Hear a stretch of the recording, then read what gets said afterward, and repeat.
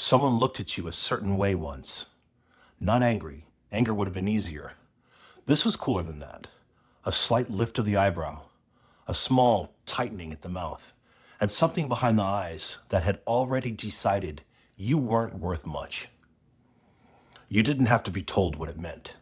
Contempt is one of the few things people read instantly across any language, any culture. The face does most of the work, and it lands somewhere deeper than an insult, because an insult is aimed at something you did. Contempt is aimed at what you are. Most of what you'll find on this topic treats it as rudeness or a red flag in a relationship, something to spot and walk away from. All useful. None of it tells you, though, what contempt actually is or what it's doing for the person who feels it.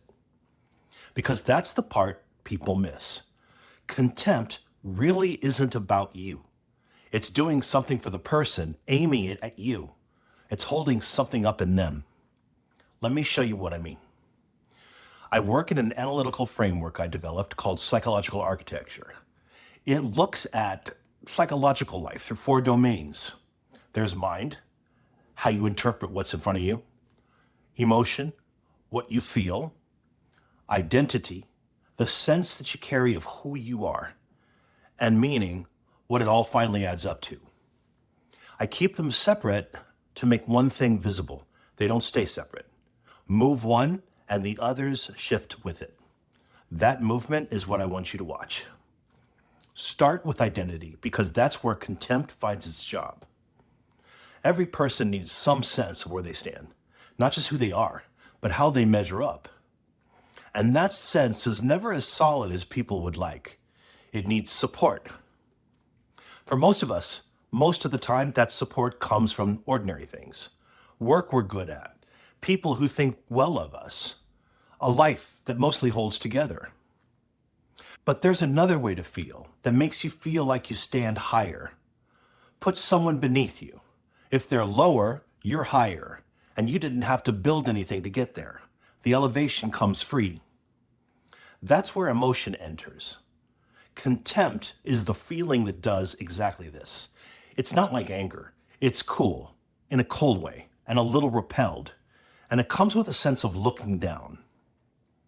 To feel contempt is to experience the other person as beneath you. And you feel it in the body, in the angle of it, that small downward tilt of the whole regard.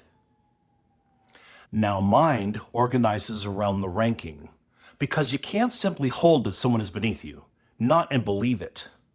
So the interpretation goes looking for the evidence, the thing they got wrong, the way they talk, the taste they have, the way they look, the effort they're making.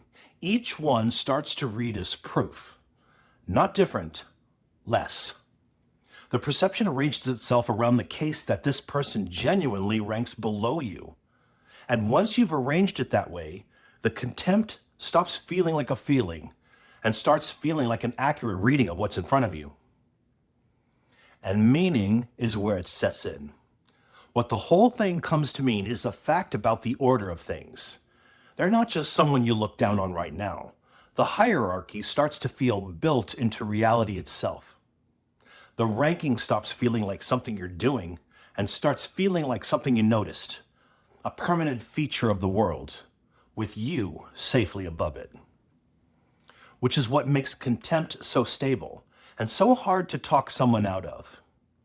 The person now stands on a floor made of someone else. Take that away, ask them to see the other person as an equal, and it isn't just an opinion they'd be giving up. It's the height. They'd have to come down to the level ground and find their standing some harder way. That's the architecture. And very often, the look that landed on you wasn't really a judgment about you at all. It was someone borrowing your supposed lowness to feel tall. The coolness, the small disgust, the angle of it. That's a person holding themselves up by holding you down. The look never measured your worth. It measured what the person needed to be true. What felt like being seen clearly was someone settling into a position above you and then losing track of the fact that they were the ones who put it there.